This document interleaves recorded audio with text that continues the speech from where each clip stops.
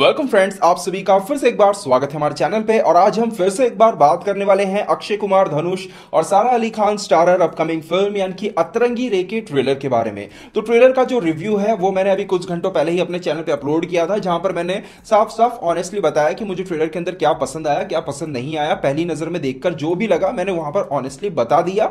तो video upload करने के बाद मैं अपना कमेंट सेक्शन चेक कर रहा था कि कौन कौन मुझे गालियां दे रहा है। तो चेक करते हुए यहां पर एक भाई का कमेंट आता है जिनका नाम है सौर्यजीत, जिन्होंने अपने कमेंट में यह बताया कि यहां पर फन फैक्ट यह है कि अक्षय कुमार का जो कैरेक्टर इस ट्रेलर के अंदर देखने को मिल रहा है वो एक इमेजिनरी कैरेक्टर है। मतलब वो कैरेक्टर असली में नहीं है, वो केवल सारा अली खान का जो कैरेक्टर है उसका एक भ्रम है, उसके दिमाग के अंदर वो कैरेक्टर है। असली में ऐसा कोई कैरेक्टर है नहीं, असली में ऐसा कोई जादूगर है नहीं।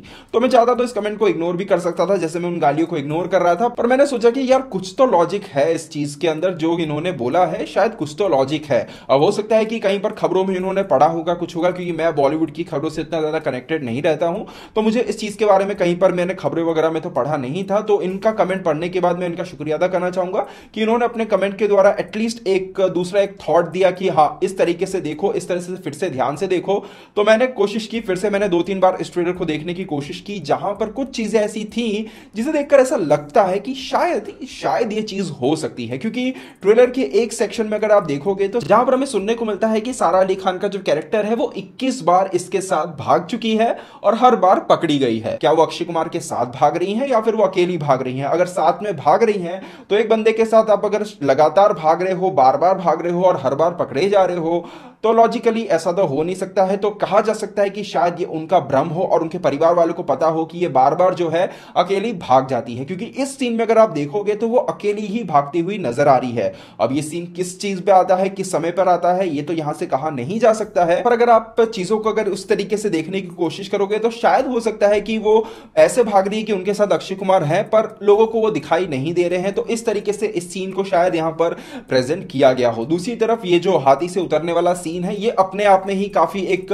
काल्पनिक सीन नजर आता है। एक बंदा बीच सड़क पर हाथी से उतरता है और अगर आजू बाजू के लोगों को देखोगे तो किसी का कोई रिएक्शन नहीं है। मतलब इतनी कमाल की एंट्री हो रही है एक हीरो की और आजू बाजू के लोगों का कोई रिएक्शन ही नहीं है।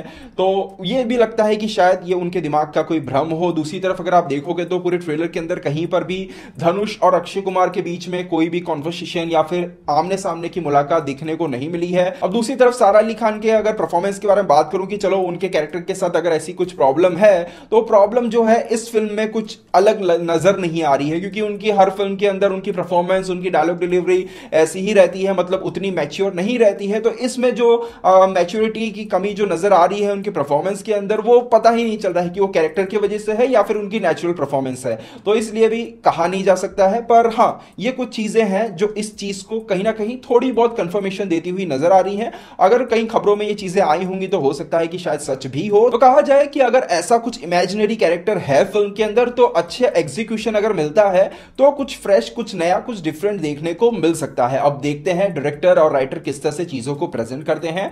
वो ये जो इमेजिनरी कैरेक्टर है उसे शुरुआत में ही दिखा देते हैं या फिर अंत तक बनाकर रखते हैं ऑडियंस के बीच में, वो सब चीजें तो वक्त आने पे पता चलेगी। अब आपका क्या ओपिनियन बनता है? मुझे जो चीजें नजर आ रही थी मैंने तो आपको बताया, पहली नजर में मैंने भी नोटिस नहीं किया था, ये चीज मैं मानता हूं, बाद में मैंने इन चीजों को नोटिस किया है। आपका क्या ओपिनियन बनता है इन चीजों को सुनने के बाद? कमेंट सेक्शन में जरूर बताइएगा। तो दोस्तों बस यहीं तक था आज का वीडियो, उम्मीद करते हैं वीडियो आपको पसंद आया होगा। वीडियो पसंद वीडियो को लाइक शेयर जरूर कीजिएगा। मिलते हैं हमारे अगले वीडियो में, तब तक के लिए बाय बाय, टेक केयर।